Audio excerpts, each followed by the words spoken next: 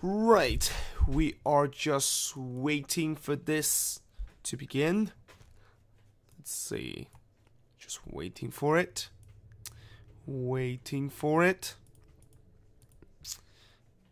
Still says it's receiving my content, but once it starts, I will begin the stream. Looks like it's been done. Let me move this up a little bit. And there you go. Actually, let's move down this a bit, and I think we will be ready in 5, 4, 3, 2, and 1. Yo guys, BluesNod here, and welcome back to another video. Well, not a video, that is. It's actually a stream. I am doing a live stream right now, and as I said back on Wednesday, I was going to do a season review on Thursday. Well, it turns out I never able to do it on Thursday, and I had to reschedule it because I had to do a Chelsea preview video, and also I have to make a special announcement. So that is why yesterday you saw 2 upload in the same time, because I kind of upload those video at exactly the same time. It took a little while for the Chelsea review or the Chelsea preview video to be uploaded into my channel, but either way, we are here for this season review. Obviously, this is one that I really wish I wouldn't be making today, mainly because I was really hoping the Quakes can move on to the semi-final, but you probably have now know what happened. It's been almost a day and a half since that absolute embarrassing 5-0 result against RSL, or not RSL, I'm sorry, Vancouver in the playoffs. And, you know, obviously, most of the things that I'm going to be talking about in this season review is going to be pretty repetitive. It is going to be something that I said during the game. I think right now when we were losing 3-0, I started talking about what the future is and stuff like that. So, yeah, it's going to be a little bit repetitive, but I'm going to try to make it not look repetitive and try to give a little bit more deeper information of what has gone on, what we're going to have to do in the off season, and also just look at this season as an overall, because, you know, this video is not just about the off season, it's also about the what are we gonna do in the offseason? How can we improve this team so that, you know, we can go further into the playoffs than ever? Now, first of all, let's talk about the season, and let's talk about, you know, overall what I think about this season. By the way, let me just turn down the game right here on my microphone. But yeah, let's just talk about the overall season in this season. And you know, obviously, I would say that I'm happy the fact that we finally made the playoffs for the first time in almost 5 years. But having said that, you know, the way that we ended this season, I think that is probably why I'm not very satisfied with how we ended this season, mainly because I thought that, you know, if we're going to be in the playoffs, at least we need to keep on fighting and stuff like that. I definitely did not expect the fact that in that last game when we were beating 5-0, I didn't expect the team to just completely capitulate like that. I thought it was a complete different team, and it was kind of in the first half, I thought the teams continued to fight and fight on, and, you know, I just thought, you know, there's just no way I think that this team will just completely capitulate like they have been throughout the whole season. And boy, I was wrong in the second half with the way that they just capitulate. But overall, I mean, you look at this season, obviously it's been just an absolute roller coaster of the season. It's probably one of the most eventful season in the Quakes history. Obviously, we start the season with a couple of early wins, which is pretty typical with the Quakes. I feel like for the last couple of years, whenever we get wins, it usually is earlier in the season.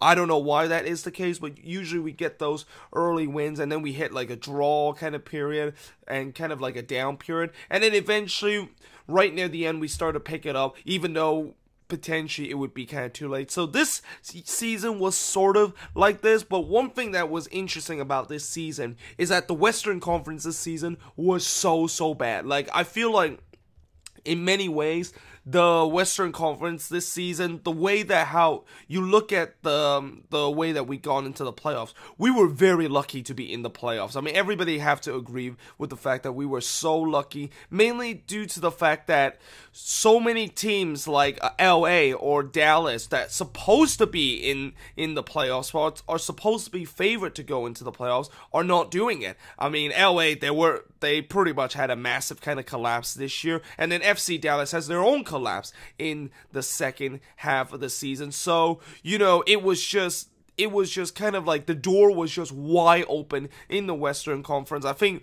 maybe until like the last 3 weeks, we could have easily catapult us into like even the first round bye. I mean, it was just so tight in the Western Conference, and it's only a couple of weeks later where the top 5 or the top 4 started to run away with the bottom part of the, well, not the bottom part, but the 5th and 6th spot of the standing. But other than that, it's been just so tight. I mean, we could have easily, if we would have won some of those games on the road, and not saying that we probably should have, because we were absolutely horrible in those games, but if we would have won some of those games, we wouldn't even be facing in these kind of one and done game on the road. We probably could have maybe play at home, or maybe we will have a first round bye. And this is not because I'm just a deluded kind of way of saying it. It's just because it was like that. Like the standing was just so tight, and it's just so unfortunate that in the second half of the season we lost so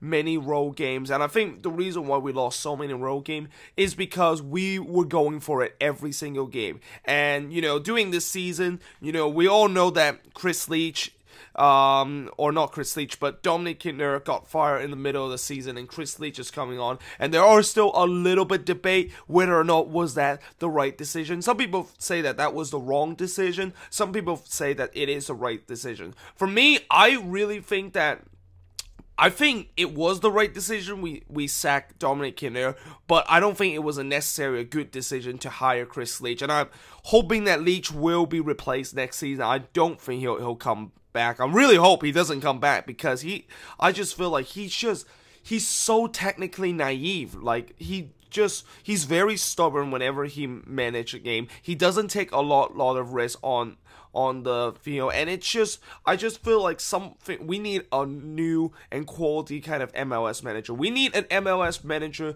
that knows the game and knows the current situation, and hopefully if we get that, then we can continue this rebuilding process, because I'll tell you what, I don't think Chris Leach is part of the piece for this rebuilding process, and some might say he is the one that is ruining this rebuilding process. He is the one that is burning this rebuilding process on the ground. So because of that, I really hope that we get a new manager, a new quality manager. And again, there hasn't been really any words whether or not Chris Leach is coming back next year, but if he's come back next year, oh man, I don't know if we're gonna improve. I mean, I really think if you look at the last couple of games, I mean, even with some of the wins, we got really lucky in some of the wins, especially how we got into the playoffs with that last minute winner. I mean, that is probably one of the luckiest things that we had in our football club history. But either way, I just think that we just need a new manager coming in to next season. And I just think that Chris Leach, if he has the same kind of performance next year, then we are not going to be anywhere near the playoffs. I mean, it's just clearly unacceptable with the way we've been playing, and the way that just the team doesn't look like they fit into this Chris Leach kind of system. Now, since I talk a little bit about the season review, and I talk about, I kind of got into a little bit of what need to do. First of all, of course, we need a new manager, and as what Ding says, we need a new goalkeeper. Obviously, I think Tarbell, as much as there are some times where he did look like a quality goalkeeper, he's been very inconsistent. That is the big problem. He's been very inconsistent, and there's just been so many times this season, and this is something that I haven't mentioned a lot, but I'm going to mention it in the season review, because this was a big reason why we lost to Vancouver. We were horrible defending set pieces. We were so bad defending set pieces that I just think that every time when we were in set pieces, I just basically bite my nail every time because I just don't know what's going to happen. I don't know if they're going to deal with it or not. And I think one of the reasons why we're not doing very well in set pieces is because one of the main reasons is maybe the goalkeeper are not organized people perfectly, or there's like no leader that is organizing the team. And speaking of leader, that is another thing that we lack in these last couple of games. We just don't have a good leader that can, can of course take this team and just organize this team. I mean, some people say that, well, maybe Florian Ljungwirth is like the leader in the defense, but even with him as a leader in the defense, you still see how the other defender, like Victor Bernardes, like Fateh Alashe, like Andres Imperiale, and like Francis Affolter, they were not organized at all. So it's kind of made me wondering if is the leadership of Florian Ljungwirth is actually good or not. I mean, I know that I think Florian Ljungwirth is probably the best center back that we have in this season, and I know he's definitely coming back next season, but now the question is the fact that who else in that defensive line is coming back, because I really think that Bernardes, I think he'll probably stay, but I doubt he will start next season. I mean, every time he start this season, I know that I've been saying a lot about how I've been giving him a lot of heavy criticism lately, and I think some of them are deserved and some of them are undeserved, and I think the deserved part is probably more emphasized because there's just been some game he just made some really boneheaded play. I mean, I know that he is good whenever the ball is in the air and he's trying to clear the way, but it's just that when he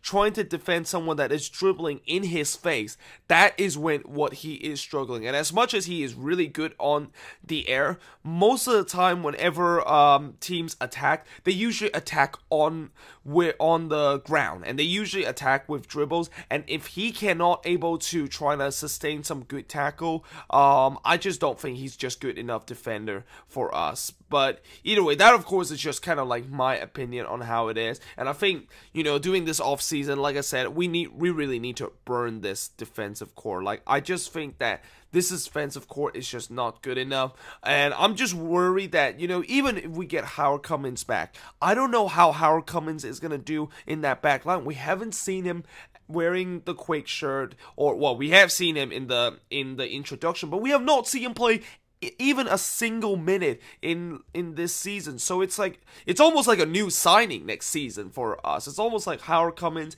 is a new signing for us, even though we kind of got him from last season. So it's going to be interesting to see how Cummins will be in there with Ljungwirth, but I still think we need some new defender. And also, I think we need to get rid of some of the dead weight, aka the Dominic Kinnear guy in this team. Guys like Godoy and Serin, they need to fuck off, really. I mean, honestly, Serin in that game, he had an absolute horrendous game against Vancouver, and same of course with Godoy. And a lot of people say that,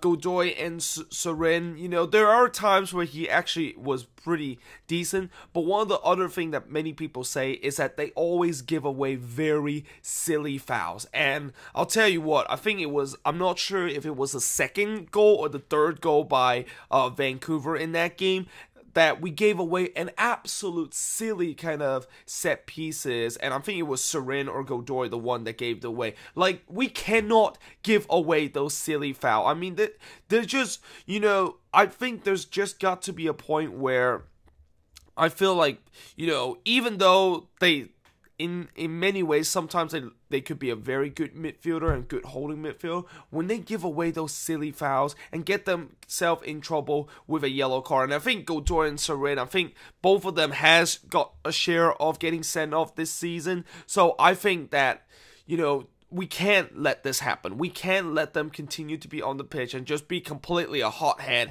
and just completely make unnecessary challenge, give away some very good free kick for the opponent and very good set pieces for the opponent. I mean, it's bad enough for us to not able to defend those set pieces in a very good way, but it's another thing of how we give those set pieces to the opponent in the first place. So yeah, that is why I just think that they'll probably be gone. I can't wait to to see Howard Cummins play next season. Like I said, it's almost like a new signing for us because Howard Cummins, he hasn't played a single minute this season. And next season, it's going to be interesting to see if he's good or not. And I really don't know if he's actually good or not. He's a very kind of big mystery, and I'm not going to bank a lot of money that Howard Cummins will just completely turn around our defense because, you know, as long as I don't see how he play and how he can fit into the system, there's just so many doubtfulness of whether or not if he's actually going to be very decent. And like I said, Seren lost a ball a lot of time. Yeah, but he also foul a lot of players, like give away some unnecessary foul a lot. And like I said, he'll probably be gone next season. We probably need another midfielder. And then I think going forward on the attack, I really don't think we really need to make a lot of kind of signings going for the attack. I mean, okay, you know, this season in terms of our goal scoring was just as low as last season, but one thing that I like about this season is that at least we've been creating some chances. I think maybe we could get another number 9, mainly because Wondolansky is started to get old. I mean, I think he's like 35 next season, and I really think that potentially, I think he's got one more year left. I mean, if this probably is his last year where he can start in the starting 11 weeks in and weeks out, and I think eventually he's going to be relegated to the bench or not even play for us anymore because he's just getting old. Okay, I know this season he has scored like 11 or 12 goals. He's continued to sustain his goal scoring record of scoring 10 or more goals in consecutive season, but I just think that you can clearly tell that he is started to slow down, and you can clearly tell that the father time is started to catch on to him. And I just think that, you know, Houston or Arena, although Houston I think is a good option, I think we should sign Houston. He definitely looked very decent this time. Arena, on the other hand, I'm not so sure. I think we probably need another number 9. I think he'd probably be a good backup number 9. Other than that, I think Amarikwa is probably going to be gone because, you know, he didn't look that good this season. Even coming back from injury, he just looked really bad. So I think Amarikwa is probably gone. And then who else we have left? I mean, some people might talk about Pelosi potentially coming in, but he hasn't played with us throughout this season, so I don't know if we should put Pelosi in the starting 11 in this. I think that's going to be a huge risk. And yeah, I mean, I just think that we need a new number 9, or we could get some player from our affiliation, the Reno 1868, which, by the way, I really want to attend one of their games in the future, mainly because I really want to see our prospect. I mean, Reno was 1868. If you guys don't know who they are, even though they are another club, they're kind of like the minor league club of us, if you want to say it in kind of like a baseball term. I mean, they're kind of like our affiliate, and they are the one that supplies some of their players to us. It's almost kind of like a partnership with them. We're not really rivals to them, or we really don't act them like another opponent, unless we of course play them. We have kind of like this relationship with them, and we were able to get some of their player and promote them into the Quakes team. So maybe we can get some of them, although I haven't heard a lot about how they play. I don't know how they did this season. Did they actually did very well? Mainly because I really don't pay attention to USL or any other NSL, anything that is below the MLS level. I really kind of like don't pay attention, but it's gonna be interesting to see if we can get some of those players and get them a chance with the Quakes, although I don't know if they're actually going to be very decent. I still think we probably need to sign some player. Obviously, I think we will have a DP slot available, because I know Dawkins is going to be gone this season. I mean, everybody can agree that Dawkins is going to be gone this season, and he was in that DP slot, and I think he's probably the worst DP signing in the history of MLS, not just in our club, but in the history of MLS, mainly because he has just looked so shit. I mean, to be fair, I will say he did have one good season, but then after that, he just completely shit the bed. He completely dropped the ball, and it's just, ever since that one good season that he had, he just looked awful, okay? And I cannot wait for him to leave this club since his contract is up. And now it's going to be interesting exactly what we're going to do with this DP spot. Do we go with another striker, or do we fix up with the defense, or do we do something with the midfielder? For me, I would try to do something with the midfield, because that is, of course, the most important part of the pitch. But I won't be surprised if we do get a DP in the defense if Howard Cumming does not look good. Or maybe a DP in the fullback position. Because let's face it, besides Lima, who is actually a good left back or a right back for us. I mean, Sarkodie is an absolute garbage in the fullback. Salinas sometimes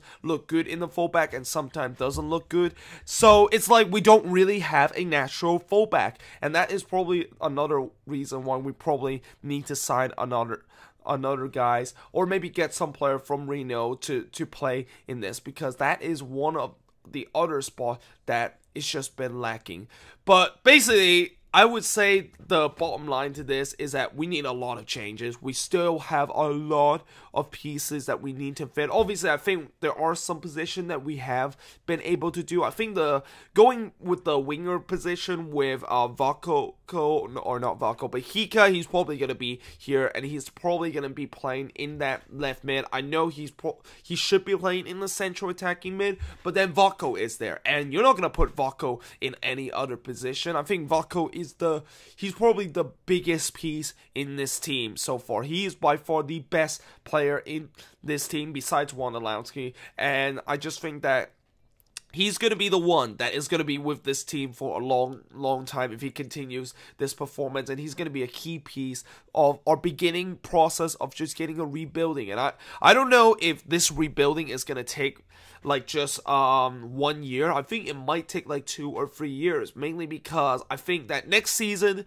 I think it's still going to be a rebuilding season, because we still have so many pieces that we need to kind of fix. I'll be very surprised if we instantly become one of the best team in the MLS. We'll probably be once again, like this season, fighting for that last couple of spot in the playoffs. But you know, we'll see how it goes for next season. We're gonna see how next season, what are some of the guys that we brought in. I can't wait for some of the DPs or some of the TAM signings that we get, or maybe some trade that we got during this off season. It's gonna be very interesting to see next season. I'm also very excited about next season. I know some people are not very excited, mainly because they know next season is gonna be a rebuilding season, and a lot of people think that, you know, next season nothing's gonna change with the Quakes. The Quakes, you know, knowing how the Earthquakes has been in their club history ever since they came back to San Jose, they have really made some of the most boneheaded decision in the front office. But having said that, you know, this is a new era in Quakes history. You know, we are basically getting rid of the old regime. We're still trying to get rid of the old regime right now. The old regime with some of our front office and some of the guys in this team is still here.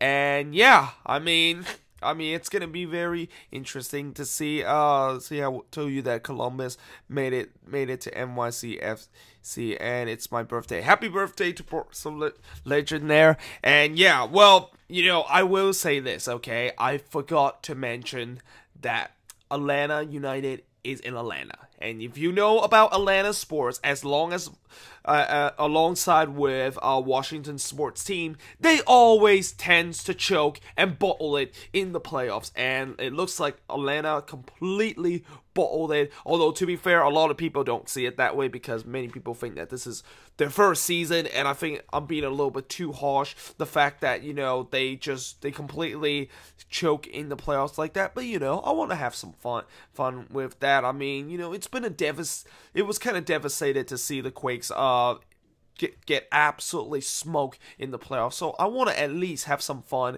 and have some positive. And I'll tell you what, that Columbus Crew versus NYCFC game, that is going to be a very interesting game, because I feel like the Crew, a lot of people, besides the Save the Crew movement right now, a lot of people have not talked about how they are they have a very quality side, and they coming into the playoff having been unbeaten in the last 10 games. So they're coming into this playoff pretty much harder than any team in the league that is not named Toronto. So Yeah, I think it's going to be interesting to see how Columbus will deal with NYCFC. I have a good chance that they might get through because NYCFC has not looked very decent down the stretch, and the Crew have already sent a message by being one of the team that looked like they were going to be playing against Toronto and looked like they were going to be in the conference final this season. So I can't wait to see how that's going to go. And by the way, just to go talk about, well, not talk about, but just